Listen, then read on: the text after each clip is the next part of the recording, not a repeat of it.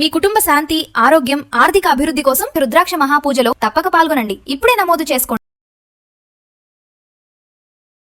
నమస్తే, welcome back to Suman TV. Present మనతో పాటు ఉన్నారు జ్యోతిష్యులు, మంత్ర, యంత్ర, తంత్ర, వాస్తు, శకున శాస్త్ర నిపుణులు ముక్కామల చంద్రశేఖర్ గారు. నమస్తే సార్. నమస్కారం అమ్మా. చంద్రశేఖర్ శర్మ గారు, ఇప్పుడు నా దగ్గర కొన్ని ప్రశ్నలు ఉన్నాయి. అంటే పెళ్ళైన మహిళలు నల్ల పూసల దండలు వేసుకుంటారు కదా, అంటే ఆ నల్ల పూసల దండలు ఏవైతే ఉంటాయో అవి ఒకరి నుంచి ఒకరు మార్చుకోవచ్చా? అంటే మార్చుకోవడం వల్ల జరిగే పరిణామాలు ఏంటి, లాభ నష్టాలు ఎలా ఉంటాయి? కొంతమంది ఏంటంటే ఏం కాదులే వేసుకోవచ్చు, తల్లి కూతురుది వేసుకుంటుంది, కూతురు తల్లిది కూడా వేసుకోవడం మనం చూస్తూనే ఉంటాం. అంటే వాటి వల్ల ఎటువంటి పరిణామాలు ఉంటాయి, ఇవన్నీ కూడా ఒకసారి మా వ్యూవర్స్కి కొంచెం క్లుప్తంగా. తప్పకుండా అమ్మా. అసలు నల్ల పూసలు అనేటువంటివి మనం ఎందుకు వేసుకోవాలనేటువంటిది ముందు తెలుసుకుందాం. ఈ నల్ల పూసలు అనేటువంటివి, నలుపు అనేటువంటిది జ్యోతిష శాస్త్ర ప్రకారము శనికి రిప్రజెంటేషన్ చేస్తుంది అనమాట.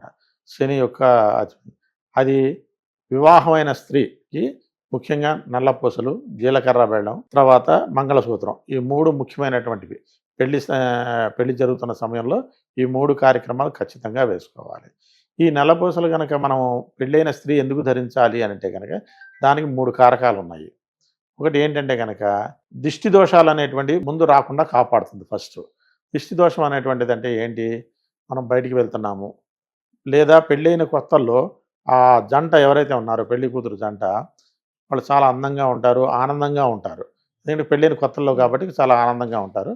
ఆ ఆనందం అనేటువంటిది చూసి కొంతమంది ఏంటంటే కనుక వీళ్ళు చాలా బాగున్నారు, సంతోషంగా ఉన్నారు అని వాళ్ళ బంధువులు కొంతమంది సంతోషించవచ్చు. కానీ మరికొంతమంది ఏం చేస్తారంటే వీళ్ళు ఇంత ఆనందంగా ఉన్నారా అని చెప్పి ఈర్ష్య కూడా పడటానికి కామన్ హ్యూమన్ నేచర్. ఇంత అభివృద్ధి చెందుతున్నారు, ఇంత సంతోషంగా ఉన్నారా, పెళ్ళైన కొత్తల్లోనే ఇంత సంతోషంగా ఉన్నారు అనేటువంటివి ఇవన్నీ జరుగుతుంటాయి. అలాంటి వాళ్ళ యొక్క మనిషి దృష్టి కనుక తగిలితే నల్లరాయి కూడా పగిలిపోతుంది అనమాట. సో కాబట్టి ఆ దృష్టి దోషం అనేటువంటిది ఖచ్చితంగా తగులుతుంది.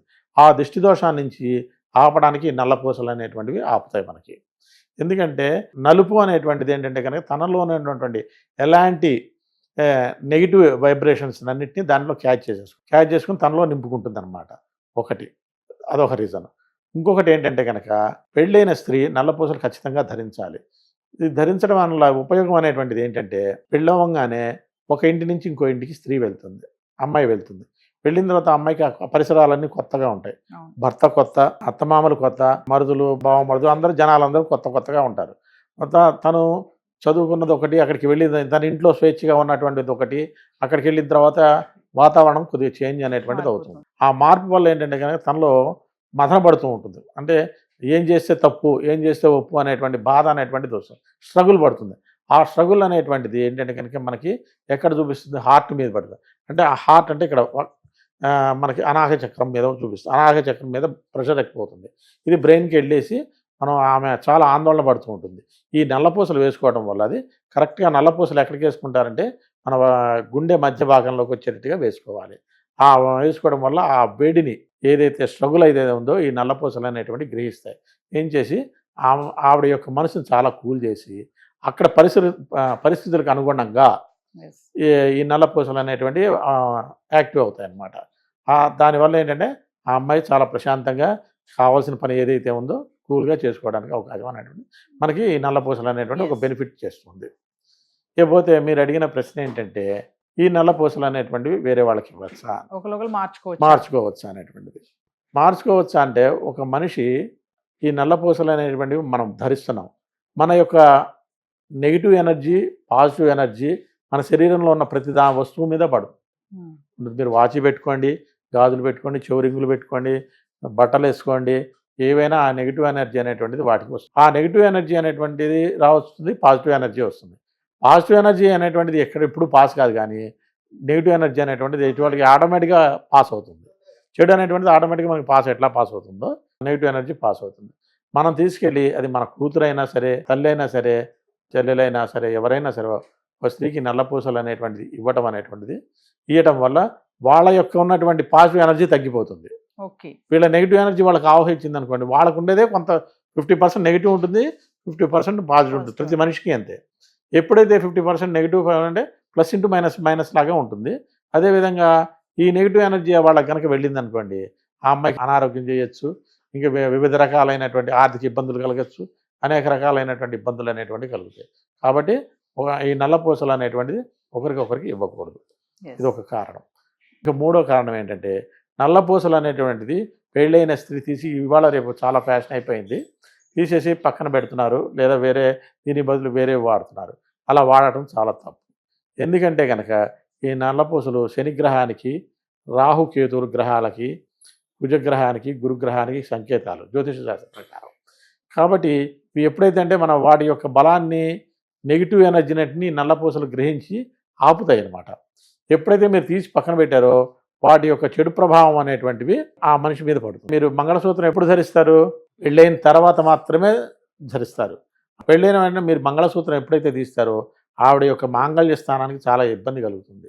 అంటే రోడ్డు మీద వెళ్తున్నప్పుడు ఏదైనా యాక్సిడెంట్ కావచ్చు, ఇంకేదన్నా ఇబ్బంది కలగచ్చు ఆ స్త్రీ యొక్క భర్తకి. కాబట్టి మంగళసూత్రాలు అనేటువంటిది మన మెడలో నుంచి ఎప్పుడు తీయకూడదు. పొరపాటు మనం మామూలుగా నడుస్తున్నప్పుడు మనకి తెలియక వెహికల్ మీద వెళ్తూ ఉంటాము, కార్, 2 వీలర్, 4 వీలర్స్ అలా వెళ్తూ ఉంటాం. మనం వెళ్తున్నప్పుడు మనకు తెలియకుండా రోడ్డు మీద దిష్టి తీసిన పదార్థాలు అనేటువంటి రోడ్డు మీద చాలా చూస్తూనే ఉంటాం మనం. కొంతమంది అన్నం దిగదుడిచి వేస్తుంటారు, కోడిగుడ్లు అంటారు, అనేక రకాలైనటువంటి పదార్థాలు దిష్టి తీసి రోడ్డు మీద పడేస్తుంటారు. అవి మనం ఏంటంటే కనుక తొందరలో చూసుకోకుండా మన వెహికలే కదా, మనం కాదు కదా దాటేది అని వెళ్ళిపోదాం. మనం వెహికల్ మీద వెళ్ళినా కూడా ఆ దిష్టి దోషం అనేటువంటిది మనకు ఖచ్చితంగా తగులుతుంది. దానివల్ల ఇమ్మీడియట్గా మనకి హెడేక్ మొదలవుతుంది. తలనొప్పి నుంచి స్టార్ట్ అయిపోయి బాడీలో వైబ్రేషన్ స్టార్ట్ అయ్యి అనేక రకాలకి చివరికి అది మంచం మీద పడి సిక్ అయ్యేంత వరకు తీసుకెళ్తుంది. అంటే అక్కడ చేసిన దిష్టి ప్రభావము ఎంత ఉన్నదో. ఇవి ఉన్నాయా, నమ్ముతామా నమ్మమా అనేటువంటిది వేరే టాపిక్, అది పక్కన పెడదాం, అది చెప్తున్నాను. కాబట్టి ఈ నల్లపూసలను అంటే స్త్రీకి ఎంత రక్షణ కలిగిస్తుందంటే అలాంటి మీద మాటికి వెళ్ళినా కూడా మ్యాక్సిమం 50 to 60% వరకు ఆ చెడు ప్రభావాన్ని రాకుండా ఆపు చేస్తుంది. కాబట్టి నల్లపూసలు అనేటువంటి ఎటువంటి పరిస్థితుల్లోనూ తీయకూడదు. కొంతమంది నల్లపూసలని ఏంటంటే మంగళసూత్రాలకి గుచ్చి వేసుకుంటూ ఉంటారు, కలిపి వేసుకుంటూ ఉంటారు. కొంతమంది అలా కాకుండా కేవలం నల్లపూసల మీద పగడము అంటే తెలుసు కదా మీకు, కూరలు, ఎరుపు రంగు పూస, ఇవి కలిపి వేసుకుంటారు. ఎందుకంటే కనుక ఎరుపు రంగు పూస అనేటువంటిది కుజగ్రహానికి పగడము, ఇవేమో నల్లపూసలేమో శనిగ్రహానికి, రాహుకేతువుల సంకేతానికి. రాహు అంతా మాయా ప్రపంచం సృష్టిస్తూ ఉంటాడనమాట.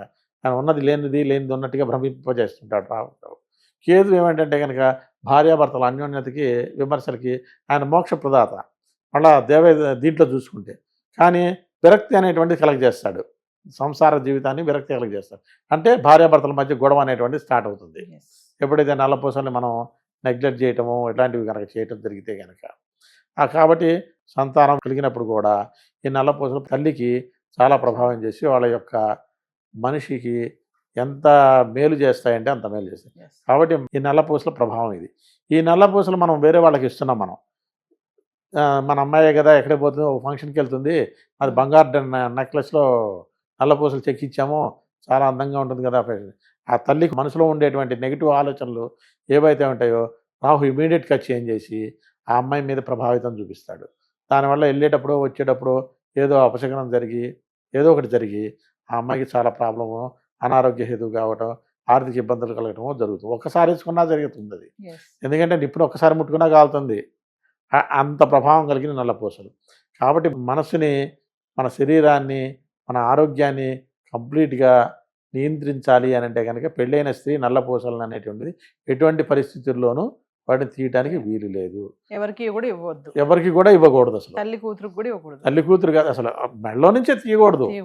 ఎప్పుడు తీయాలి అంటే భర్త అకాల మరణం చెందినప్పుడు కానీ, లేదా తనకి ఆయుష్ కనుక తీరి ఇదైనప్పుడు మాత్రమే నల్లపూసలు అనేటువంటి తీస్తారు. ఆ టైంలో తప్ప మిగతా విషయాల్లో నల్లపూసలు అనేటువంటి అసలు ముట్టుకొని కూడా మనం ముట్టుకోకూడదు. ఇదొకటి. తర్వాత మనం ఏం చేస్తుంటామంటే నల్లపూసలు వెళ్తుంటే సడన్గా ఒకసారి తెగిపోతాయి. ఏదో పట్టేయడం రీజన్, అది ఒక రీజను. పట్టేయడం అనేటువంటిది ఒక కారణం మాత్రమే. మనకి తెగిపోతూ ఉంటాయి. తెగిపోయినప్పుడు వెంటనే ఇంట్లో గనక భర్త ఇంట్లో ఉండాలి. ఆ సమయంలో భర్త ఉన్నప్పుడు అప్పుడే వెంటనే అక్కడ ముడేసేసుకొని భర్త ఆఫీస్కి వెళ్ళినా, లేదా ఏదో వ్యాపారానికి వెళ్ళినా, బయటికి వెళ్ళినా భర్త వచ్చేంత వరకు ఆగి ఆయన అక్కడ ఉండంగా, భర్త ఇంట్లో ఉండంగా ఆ నల్లపూసలు తీసేసేసి పక్కన పెట్టి కొత్త నల్లపూసల్ని పుచ్చుకొని వాటిని శివపార్వతుల దగ్గర ఒక అభిషేకమో రుద్రాభిషేకమో ఏదో వాళ్ళకి తెలిసినటువంటి పూజ మనకి చేసి ఆ పూజ కార్యక్రమంలో పెట్టిన తర్వాత భర్త చేతనే మళ్ళీ ఆ నల్ల పూసలు వేయించుకోవటం చాలా మంచిది. దానివల్ల ఏంటంటే కనుక మళ్ళీ నల్ల కొత్త పూసలకి మళ్ళీ పాత ఎనర్జీ అనేటువంటి పాత శక్తి అనేటువంటిది వస్తుంది అనమాట. కాబట్టి ఆ నల్ల పూసలు అనేటువంటివి అదే కనుక భర్త బయటికి వెళ్ళిన సమయంలో నల్ల పూసలు తెగినాయి కదా మనం వేసుకుందాంలే అని చెప్పేసి మీరు తీశారనుకోండి, వచ్చే భర్తకి ఖచ్చితంగా ఆపద అనేటువంటిది 100% జరుగుతుంది. కాబట్టి నల్ల పూసలు అనేటువంటివి ఎటువంటి పరిస్థితుల్లోనూ మనము ఒకరికి ఇవ్వటం కానీ ఒకరు చేయటం కానీ జరగకూడదు. ఇదేంటంటే కనుక ప్రతి స్త్రీ ఒకటి ఇవాళ రేపు ఉన్నటువంటి పరిస్థితులు కాలమాన పరిస్థితుల్లో కొంతమంది తీస్తున్నారు. అటువంటి పరిస్థితులు జరగకుండా అందరూ నల్లపూసలు ధరించి వివాహమైన స్త్రీలు నల్లపూసలు ధరించి సుఖంగా ఉండాలని మనం కోరుకుంటున్నాం. నమస్తే అండి. నమస్తే అమ్మా.